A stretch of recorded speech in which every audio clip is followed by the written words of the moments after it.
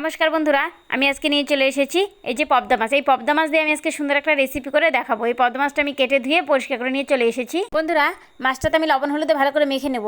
কড়াই দিয়েছি তেল, এখন মাছটা ভালো করে ভেজে নেব। বন্ধুরা, মাছটা আমি একটা একটা করে ছেড়ে দেবো। এই মাছটা আমি সর্ষে দিয়ে করব, তার জন্য আমি নিয়েছি সর্ষে, নিয়েছি কাজু বাদাম, নিয়েছি কয়েকটা কাঁচা পাকা লঙ্কা। বন্ধুরা, এই মশলাগুলো আমি শিলনোড়ার সাহায্যে ভালো করে বেটে নেব। মাছগুলো আমি ভালো করে ভেজে তুলে নিয়েছি।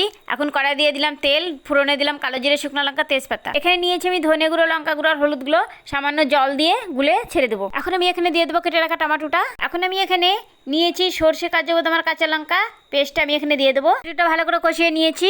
এখন সর্ষে, কাজু বাদাম, কাঁচা লঙ্কা পেস্টটা এখানে ঢেলে দেবো। এখানে আমি এখন দিয়ে দেবো স্বাদ মতো লবণটা। ঝোলটা ফুটে উঠেছে, এখন আমি ভেজে রাখা মাছগুলো এক এক করে ছেড়ে দেবো। সম্পূর্ণ মাছগুলো আমি এভাবে করে ছেড়ে দেবো। এখন আমি এখানে দিয়ে দেবো কয়েকটা চেরা কাঁচা লঙ্কা। এভাবে আমি তৈরি করে নিলাম সর্ষে দিয়ে পাবদা মাছ। এই পাবদা মাছের রেসিপিটা এখন আমার একদম তৈরি হয়ে গেছে। এখন আমি ঢেলে নেবো। হ্যাঁ।